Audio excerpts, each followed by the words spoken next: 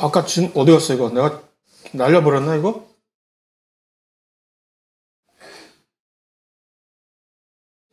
이런.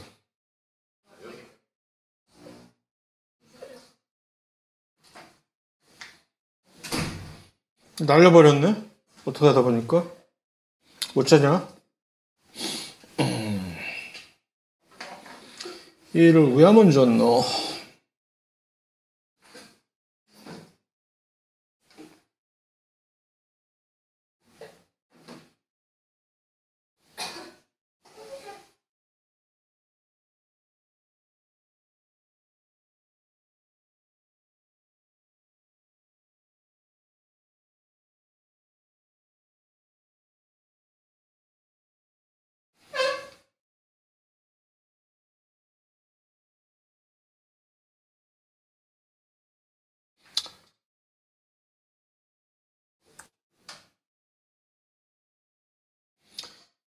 자, 이거 어떻게 생각해요?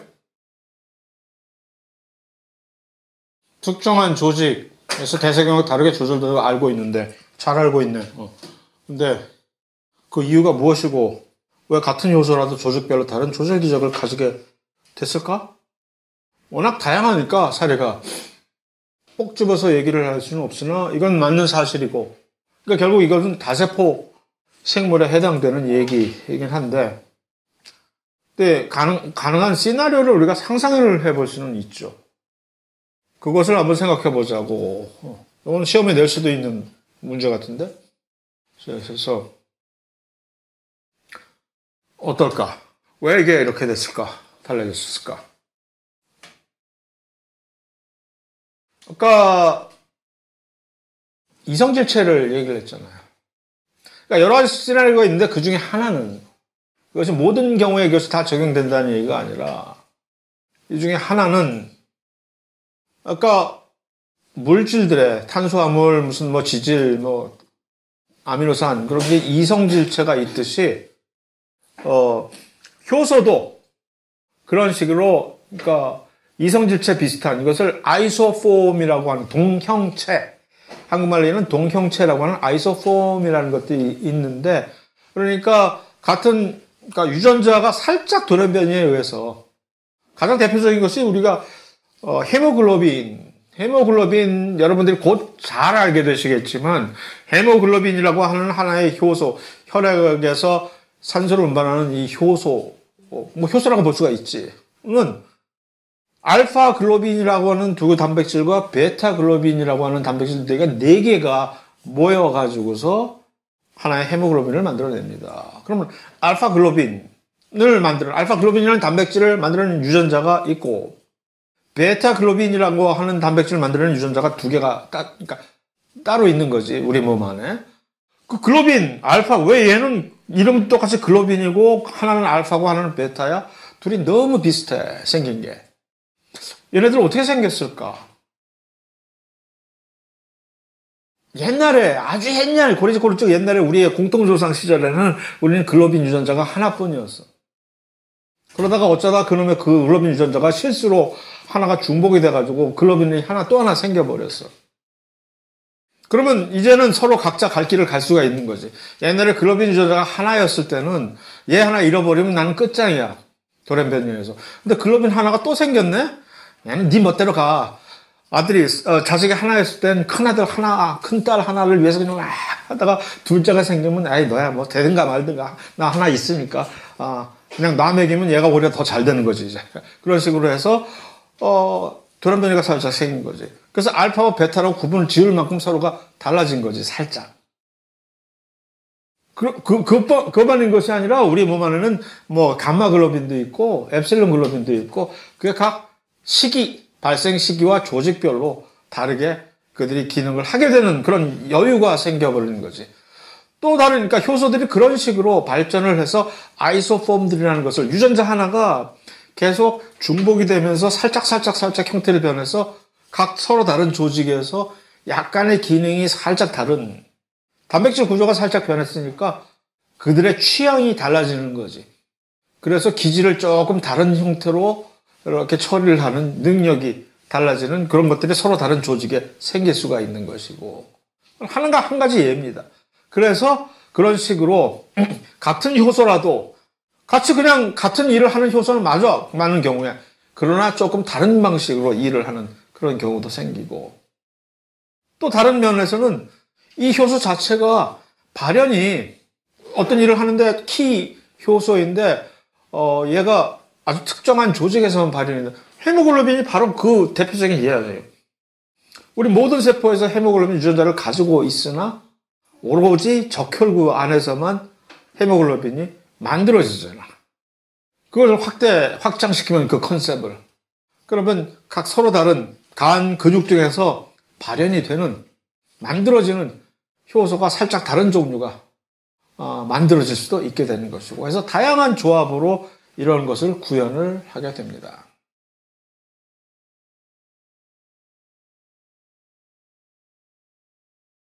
질문? 없죠?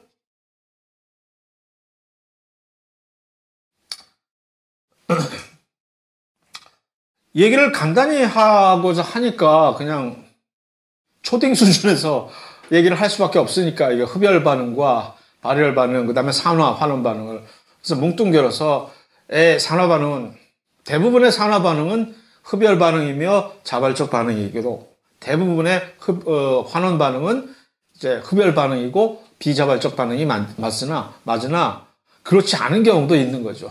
이 분께서 제시해진 두 개의 식은 사실은 엔트로피를 보여준 게 아니라 오히려 지금 여기서 엔탈피 측면을 델타 H를 지금 보여주고 있잖아요. 그러니까 이것이 델타 엔트피 자체가 요거 하나만 가지고서는 이게 엔트로피에 따라서 엔트로피가 어떻게 되느냐에 따라서 요거 자체가 마이너스라고 해도 전체적인 델타 G 값이 마이너스가 될지 아닐지는 사실 확인해 봐야 되는 거야. 그러나 정황상 이쯤 되면은 이것은 발열 반응, 자발적 반응, 또 솔직히 더 파고 들어가서 얘기하면은 무조건 발열 반응이라고 해서 자발적 반응이라고 저는 얘기를 했지만 사실은 그것도 사실 고속감이지. 모든 발열 반응이 다 자발적 반응인 것은 아니고 왜냐하면 이것이 자발적 반응이냐 쉽게 그냥 얘기하느라고 엔트로피가 증가하면 무조건 자발적 반응이라고 단언을 하듯이 얘기를 했으나 정말로 정확하게 얘기하자면 꼭 그런 것만은 아니고 그래서 그런 걸 일일이 다 예외를 얘기하자면은 뭐야 저 자식 얘기하는 포인트가 뭐야 도대체 라고 하니까 쉽게 그리고 그렇게 간단하게 정리를 하는 것이 훨씬 더 정확하고 편하니까 말씀을 드린 것이지. 그래서 결론은 그러니까 어떤 경우는 흡열 반응이 자발적 반응일 수도 있고 또 반대로 발열 반응이 비자발적 반응일 수도 있습니다. 엔트로피와 사실 반응의 자발적 비자발적은 두 가지 측면에 엔트로피만 보는 것이 아니라 사실은 이 엔탈피도 이렇게 사실 보게 되고 이 두 개가 사실은 모여서 전체적인 델타 G 값을 결정을 하게 되는 것이기 때문에 그렇습니다. 답을 드리자면. 이렇게 됐는데 일반적으로 붕괴가 되면 더 낮은 원조가 그렇다 것 같은데 그런 경우도 있죠. 붕괴가 같은 비슷한 맥락의 질문이 여기도 있고 또 여기도 있고 그래서 이렇게 세 개가 다 같은 맥락의 질문입니다만 이 붕괴가 될 때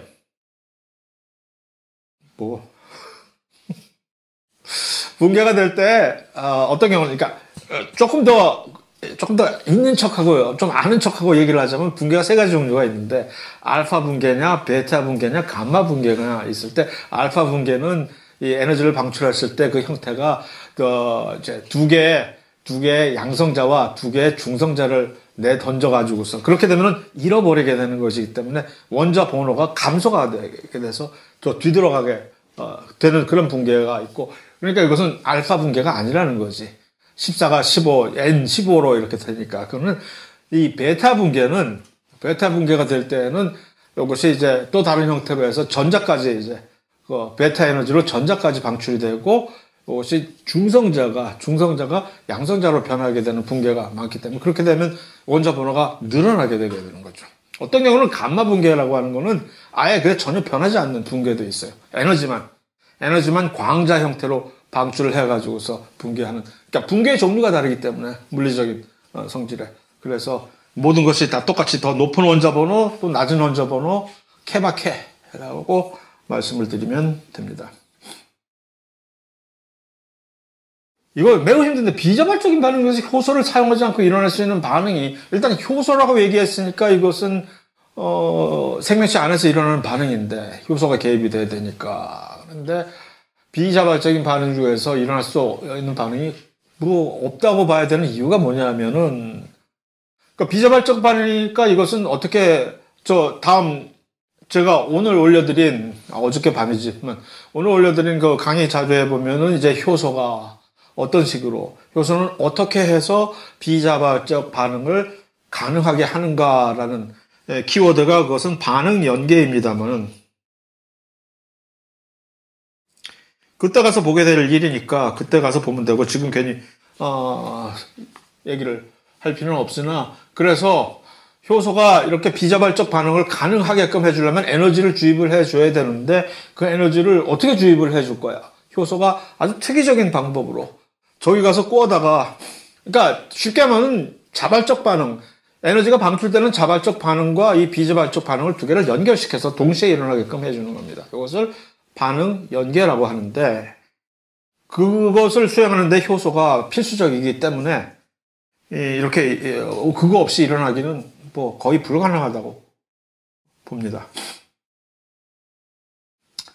어디가다 알프스에서 누군가 탁 발견했는데 이 사람이 얼마 전에 한 5천 몇백 년 전에 죽은 사람이다라는 것이 가장 뭐 비근한 좀 유명한 사례로 있듯이 또 뭐 여기저기서 탄소연대 측정으로 옛날 원시인들 이 유해를 발견했을 때 그런 식으로 조사를 하잖아요. 그래서 사례가 매우 많아요. 예.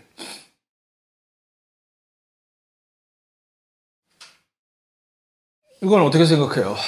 당시 전체 방사능 동위원소 양은 어떻게 알아낼 수 있을까? 사실은 똑같아야 돼. 옛날이나 지금이나 전체 비율은 같다고 간주를 했는데 같지 않으니까 그게 문제가 되는 거지. 죽었을 때, 죽고 난 다음에. 그래서 그런 식으로 내가 알기로는 밖에서 존재하는 방사성 동위원소의 비율이 이건데 이 죽은 사람의 인체 안에서는 이 방사성 동위원소의 비율이 훨씬 적네? 오래전에 죽었을수록 그 방사성 동위원소가 존재해야만 된 당위적인 그 양보다 훨씬 적겠지. 왜냐면 붕괴해버려서 날아가 버렸으니까. 그래서 그 반감기를 계산해서 이 사람이 언제적에 죽었느냐를 알아낼 수가 있는 거죠.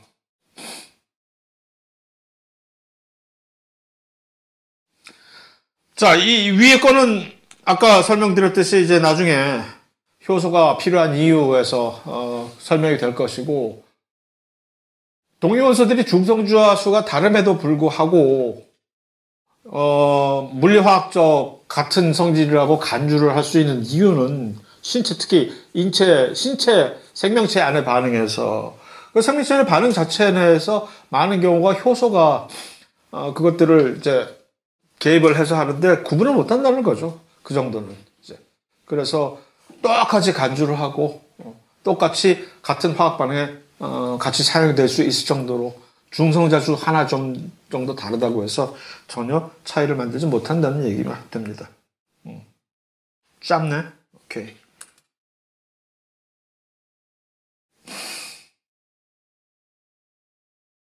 자, 그래서 계속해서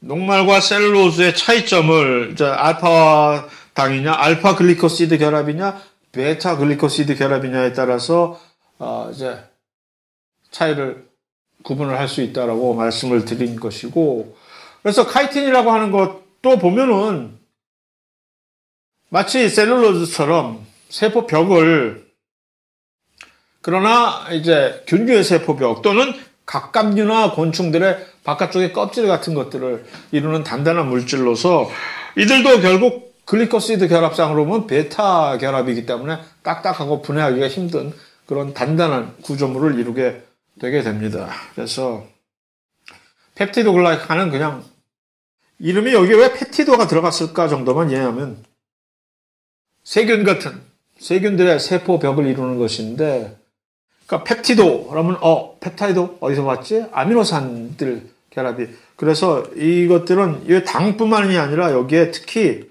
아미노산들이 많이 풍부하게 삽입이 되어 있는 그런 특징을 가지고 있고 그 외에는 굳이 우리가 여기서 신경 써서 볼 필요가 없는 복잡한 이 구조적인 또 당입니다.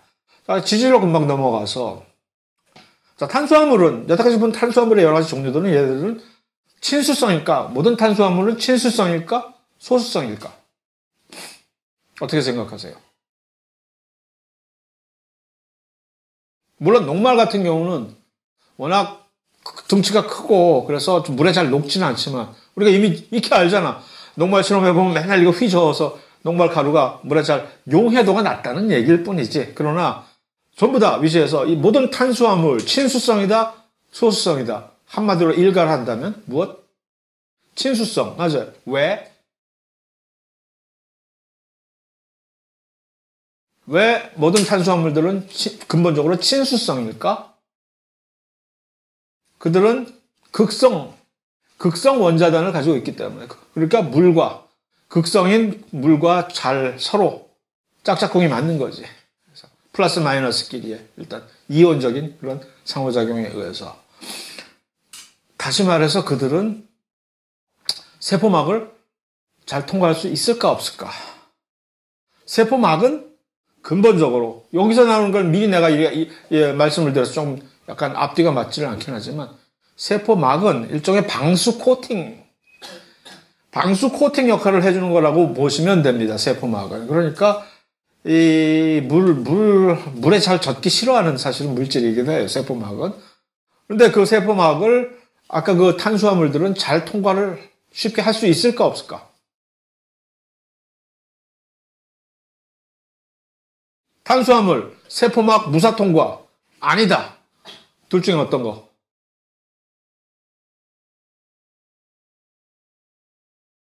못해. 세포막은 방수 코팅이야. 어딜 네가 감히 들어오려고. 친수성 물질들 못 들어와. 근데 아니 탄수화물을 우리 못 들어오게 하면 우리 어쩌란 얘기야. 굶어 죽으란 얘기밖에 더 돼? 우리 보고? 탄수화물을. 그러니까 어떻게 해? 세포막을 통과를 제대로 못하니까 그들만을 따로 위해서 터널을 뚫어줘야 되겠지. 자, 너희들만 들어간다. 포도당만 이쪽으로, 포도당 출입구, 그게 바로 수송체, 포도당 수송체가 되는 것이고, 무슨 설탕 출입구 하는 식으로. 그것들이 세포막에 즐비하게 서로 다른 단백질들이, 수송 단백질들이 박혀 있어야 되는 거죠. 친수성 물질들을 위해서. 지질의 경우는 그럴 걱정이 없는 것이지. 왜냐하면 이들은 한마디로 화학적 성질이 비극성이기 때문에 소수성이기 때문에 세포막과 같은 애들이야. 끼리끼리. 그러니까 세포막을 쑥쑥 네가 나를 몰라봐? 하면서 쑥 지가 무슨 투명 인간이냐?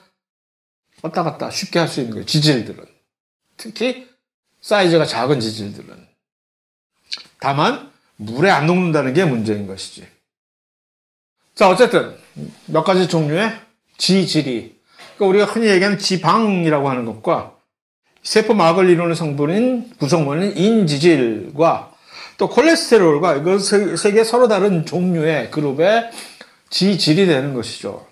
그 다음에 아직도 화학적으로 잘 파악이 되지 않은 왁스라고 하는 그런 또 지용성 비타민 뭐 이런 것들이 다 있는데, 지방을 먼저 보면은, 그러니까 지방은 아까 얘기한 그 탄수화물은 모든 탄수화물은 단당류들의 중합체라는 식으로 똑같은 이 표현의 맥락을 유지한다면, 지방은 지방산, 요게 부품이란 말이에요. 지방산들이 모여서 축합반응을 이룬 거지. 그래서 중합체를 이뤘다는 건데, 그럼 지방산이, 탄수화물이 아까 단당류가 어떤 구성을 가졌느냐 하는 것처럼 지방산도 어떤 식으로 구성되어 있는지 어떤 얘도 뭔가 룰이 있는 거야? 라고 했을 때 이런 식으로, 이렇게 룰이 있는데, 예를 들어서 한쪽은 칼국슬기, 중앙에 줄줄이 사탕, 탄소, 수소, 줄줄이 사탕, 한쪽에 마침표, 이게 전형적인 지방산의 구조다라고 해서 쫙 보여주는 거죠. 한쪽에는 뭔가 얘가 있으면 골칫덩어리예요. 산소가 있으면 골칫덩어리로서 약간의 극성을 띠게끔 되어 있어요. 왜? 산소는 전기 음성도가 매우 높기 때문에, 전자에 대한 욕심을 항상 노골적으로 드러내기 때문에. 그래서 너 전자 가진 거 있냐? 없어. 그럼 뒤져서 나오는 거에 몇 대씩 다 맞는다라는 식으로 전제를 뺏어가니까, 그러니까 극성의 잠재성을 가지고 있는데 그다지 심하지는 않은 거지. 이 좀 분위기가 이러니까 이렇게 막 나대질 못하지만 일종의 극성을 조금 가지고는 있는 거지.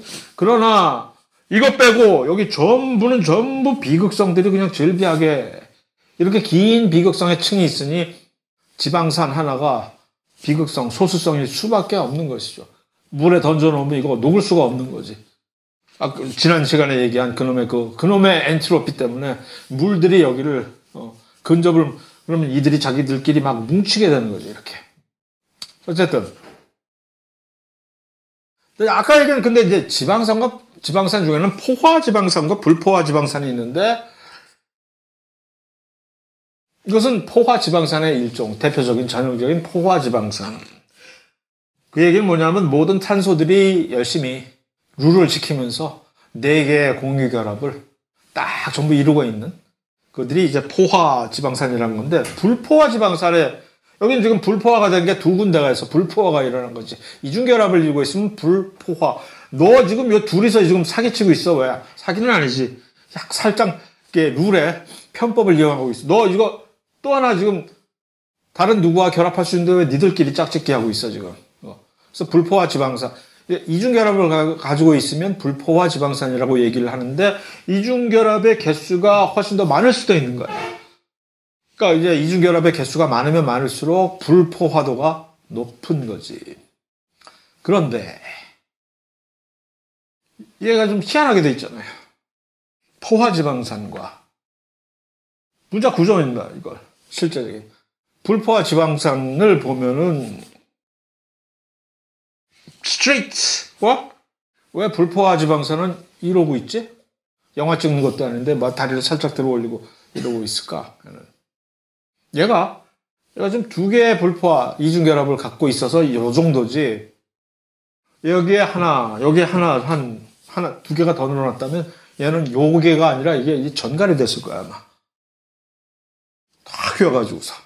그러니까 이중결합이 하나씩 개수가 늘어나면 늘수록 각도가 점점 더 심하게 요 꼬리에, 지방산 꼬리라고 얘기를 하는 요 부분이, 이게 훨씬 각도가 휘어져서 이렇게 올라가게 되는 겁니다. 왜 그럴까, 이게? 이것이 바로 아까 얘기한 시스, 트랜스, 이성질체 형태와 연관이 있는 것입니다. 희한하게도 이중결합을 만드는 건 다 좋은데 우리 몸에서, 인체 내에서는 한결같이 식물도 마찬가지고 동물도 마찬가지고 우리 인체 내에서는 이 탄소 이중결합을 이런 식으로 만들 때 항상 같은 방향, 시스 형태의 이중결합밖에 못 만들어내는 거지. 그러면 계속 이걸 이렇게 세워놓고 한번 보세요. 요 이 판 안에 탄소가 전부 같은 방향으로 올라왔으니까 각도가 계속 같은 방향으로 휘어지게 되는 거지. 공유결합의 각도가. 이게 왔다 갔다 지그재그로 트랜스로 되어 있다면 한 번은 이렇게 올라갔다가 또 한 번 내려가고 이렇게 하고 왔다 갔다 하니까 이게 전체적으로 각도가 이렇게 일직선 비슷하게 될 수가 있겠는데, 희한하게도 우리 몸은 우리 사람뿐만 아니라 모든 다른 동물, 식물들이 전부 이중결합을 시스 형태로 만들어내기 때문에 불포화 지방산은 같은 원자수를 가지고 있어도 불포화 지방산은 포화 지방산보다 차지하는 자리가 훨씬 넓게 차지를 해야 되네. 안 그러면 이게 같이 끼워 넣을 수가 없는 거지. 야, 나는 좀 몸이 커. 이만큼은 내가 좌석을 차지해야 돼. 그렇기 때문에 불포화 지방산들은 상온에서 액체로 존재하고 포화 지방산은 고체로 존재하게 돼. 그러면 고체란 얘기는 얘들이 촘촘하게 있어가지고 물이 왜 얼으면 고체가 됩니까? 그들은 이제 막 왔다 갔다를 자유롭게, 물처럼 액체였을 때처럼 왔다 갔다를 자유롭게 못하고 좁은 공간 안에서 꼼짝 못하고 이렇게 진동만 하고 있으니까 고체 형태로 있는 것이고, 그것이 풀리게 되면 액체 상태로 자유롭게 날아다니고, 그것이 훨씬 더 개판 5분 전이 되면 막 이제 날아가 비행을 하는 수증기가 되어버리는 거 아니에요.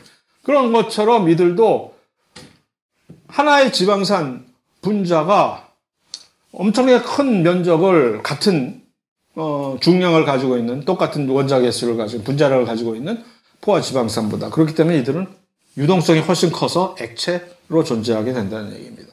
그것이 이제 포화 지방산과 불포. 그래서 왜 우리가 지방도 고기 지방은 몸에 해롭다라고 하는 얘기가 포화 지방산들이기 때문에 포화 지방산들로 이루어진 지방이기 때문에 그들을 섭취하면 그들은 훨씬 더 상온에서 고체 형태로 딱딱하게 굳어있는 형태이기 때문에 혈관을 돌다가 이들은 중간에 막혀가지고서 모세혈관을 막아버려가지고서 잠자다가 사망하게 되는 그런 일을 빈번하게 유발하기 때문에.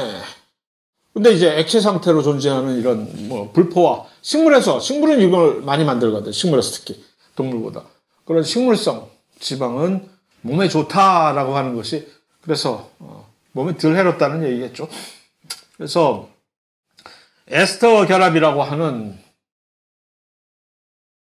요 세 개가 모여가지고 동시에 지방산 세 개가 모여가지고서 여기에 원판 모듈이 글리세롤이라고 하는 알코올 OH 세 개가 알코올 세 개의 단을 가지고 있는 글리세린 약방에서 받는 그 글리세린과 결합을 축합방을 이루게 되면 여기서 물 세 분자가 세 개가 끼어들으니까 물 세 분자가 빠지겠죠. 그러면 여기가 이렇게 딱 연결이 돼 버리는 거죠. 이렇게. 그래서 그렇게 되면 이제 하나의 지방이 되는 건데, 이게 트라이글리세롤, 이 상태로 딱 되면 우리는 이것을 중성지방이라고 얘기를 하죠. 그래서 혈액 안에서 중성지방의 함량이 높으면 또 몸에 안 좋다, 어쩌다. 왜냐하면 얘네들은, 간에 가가지고 여러 가지 다양한 형태의 지방으로 많이, 이게 막 함량이 높으면, 그래서, 우리의 지방, 이제, 함량에 영향을 끼치기 때문에 그런 것이고, 불포화 지방 얘기를 했고, 불포화 지방과 포화 지방의 차이점을 보여주는 것이고, 그런데 이제 훨씬 더 큰 문제는 트랜스 지방이라고 해서 처음에 이것이 인공적으로 트랜스 지방을 만들어지게 된 이유는 예를 들어서 맛있는 버터이지만 그냥 불편한 거지. 딱딱하니까 맨날 마이크로웨이브에다 녹여서, 미리 꺼내놓지 않으면, 냉장고에서 꺼내놓지 않으면 녹여야 되니까 그게 불편해. 그래서 버터 맛을 가지고 있으면서도 근데 아무리 마저린을 버터 맛 나는 마저린은 못 봤다. 그래서 버터 비슷하게 만들어 보자라는 게 이제 일종의 원조격인데, 그러니까 식용유 액체를 고체 형태로 고형화, 버터처럼 너무 딱딱하지도 않게, 그러나 고체처럼 돼서 약간 우리가 핸들하기 쉽게 만들어 보자 한 게 이제 원조인 것이죠, 이게. 그래서 그렇게 하면 어떻게? 이 이중결합 개수를 줄여야 되겠지.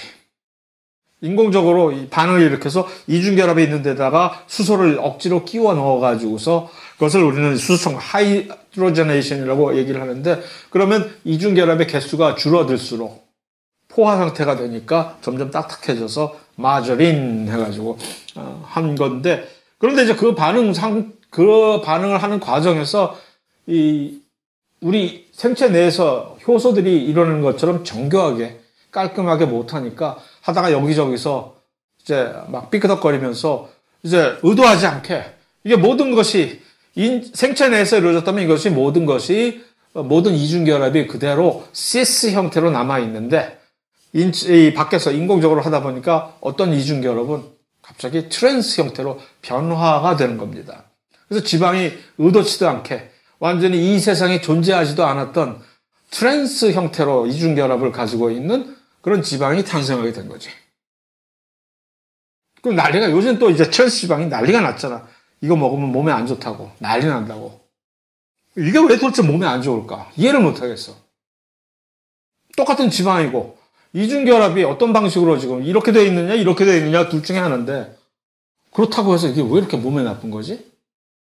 그러니까 포화 지방보다 훨씬 더 몸에 나쁘다는 얘기 아니에요. 확인된 사실이고. 몇 가지 트랜스 지방이 올 수 있는 여러 가지. 이거 전부 다 내가 다 좋아하는 음식들 뿐이야.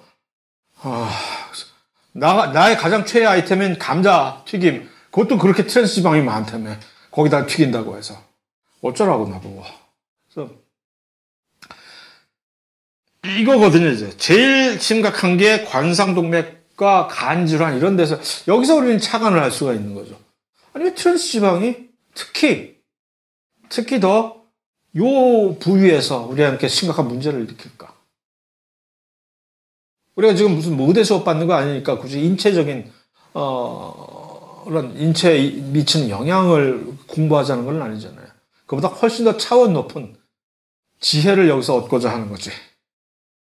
왜 그럴까? 왜 이 트랜스 지방은 특히 간상동맥 질환이라는 얘기는 심혈관계에서 혈관을 주로 막혀버리게 만든다는 거지. 마치 고지혈증처럼. 그 다음에 간질환. 이게 두 공통점은 뭘까? 간에다 또 치명적으로 아주 나쁜 영향을 끼친다는 거지. 트랜스 지방이. 왜 그럴까?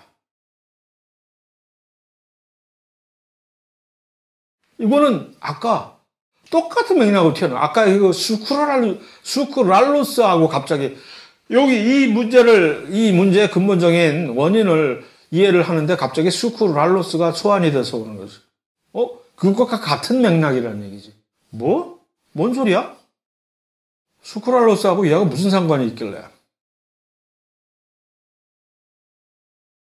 한마디로 본 적이 없는 거야. 수크랄로스를 우리가 왜 먹으면 그대로 빠져나갈까? 본 적이 없는 거지.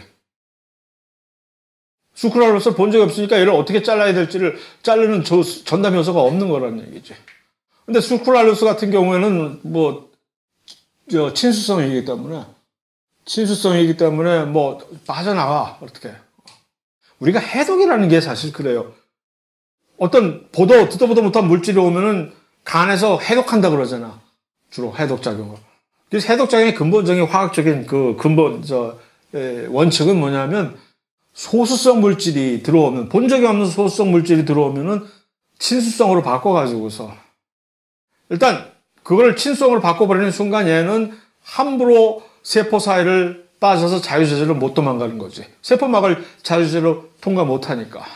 그러면 이제 꼼짝 마. 여기 잠깐 있어. 내가 어떻게 너를 처리할 때까지. 그러고 나서 잘 우리가 알고 있는 루트로 찝어가지고서 배설시키는 이게 이제 친수성화시키는 거야 이제. 여기다 뭔가 OH기를 붙인다든가 하는 식으로. 얘는 대책이 없잖아. 지질이야 지질이 그냥 쑥 들어와 버렸어. 이건 뭐 어떻게 할 도리가 없는 거지. 근데 본 적이 없는 지질이야. 우리가 봤던 지질은 전부 트랜스 지질인데 지방인데.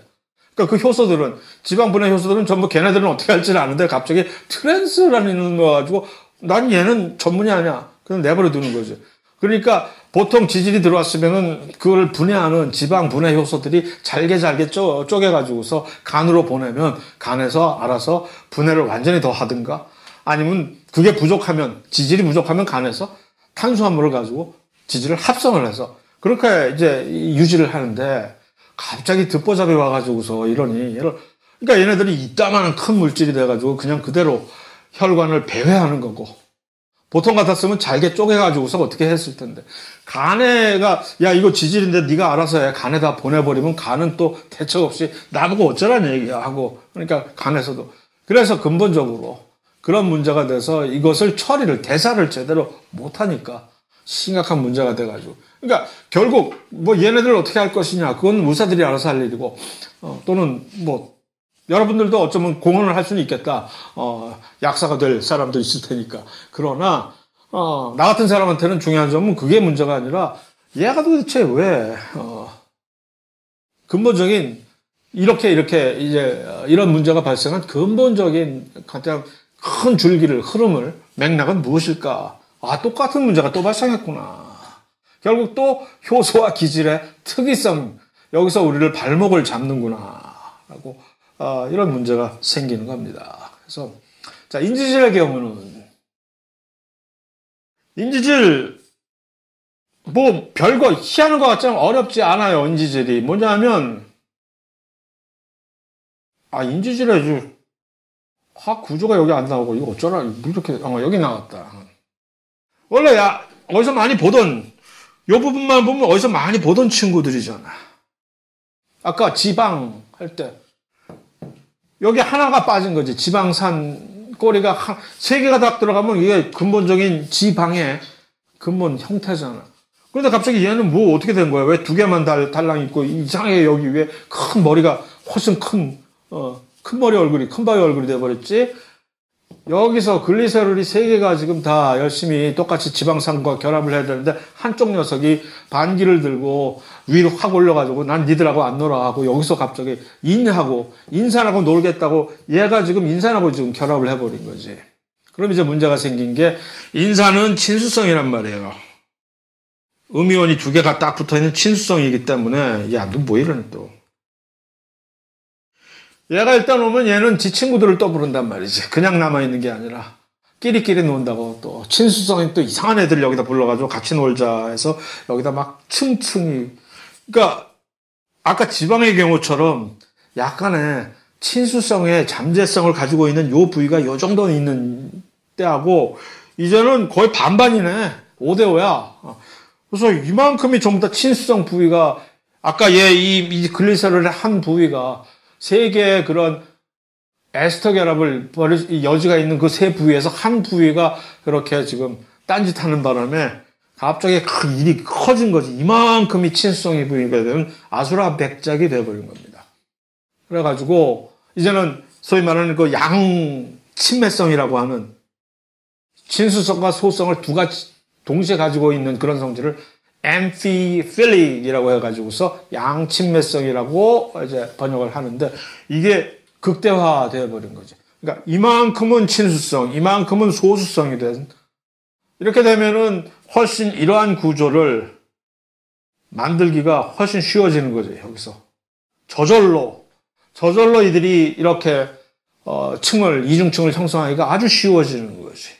왜냐하면 얘네들은 일단 어떻게 해서든지 지상 과제로 물과의 접촉을 막아야 되는 거고 그것을 훨씬 가능하게 해주는 이 부위는 물하고 전혀 접촉하는 아무 문제가 없으니까 저절로 이것이 생겨서 어떤 세포라는 하나의 단위를 이게 구획을 해주는 코팅, 방수 코팅 역할을 해주면서 이제 된 거죠. 그래서 이게 이제 보통 작은 단위로 이것이 이루어지면 리포솜 또는 라이포솜이라고 얘기를 하고 이중층이 아니고 한쪽만 이렇게 아주 이게 면적이 길이가 짧은 거는 이런 식으로 되면 이것을 마이셀이라고도 하고 하는데 라이포솜은 인공적으로도 우리가 만들 수가 있는 거거든요. 특히 여러분들한테는 라이포솜은 훨씬 더 관심이 와 닿게끔 되어 있는 것이 이 자연적으로도 발생할 수 저절로 발생할 수도 있지만 일부러 라이포솜을 이렇게 만들어가지고 거기에다가 여러 가지 단장을 해서 특별한 약을 인체에 전달을 한다거나 할 때 라이포솜을 아주 널리 활용을 하는 그런 추세에 있습니다. 그래서 왜냐하면 요 바깥쪽에다가는 얘가 어디 특이적으로 갈 수 있게끔 하는 어떤 여러 가지 특이한 마커들을 달아서 이런 것들을 달면 어떤 특별한 세포로만 가서 결합을 할 수 있게끔도 해주고 처음에 이 라이포솜을 개발을 할 때 가장 궁극적인 목표는 이런 친수성 물질, 이 여러 약들 중에 친수성으로 되어 있는 약들이 있을 거 아니에요. 그들을 인체에다 전달하면 뭐예요? 걔네들이 세포막을 뚫고 들어갈 때 매우 힘든 어려움을 겪을 텐데 그것을 해소해주기 위해서 얘네들은 좀 막 형태로 되어 있는 거니까 나야 나 하면서 그냥 쑥 들어갈 테니까 훨씬 타겟, 표적 조직, 세포 안으로 들어가기 쉽게끔 해준 것인데 그걸 가지고 이제 점점 더 응용을 하다 보니까 굳이 내가 특별한 세포만 가게 하려면 어떤 특별한 세포가 인식을 하는 그런 인식 표지를 여기다 밖에다 달면 그쪽으로만 갈 거야.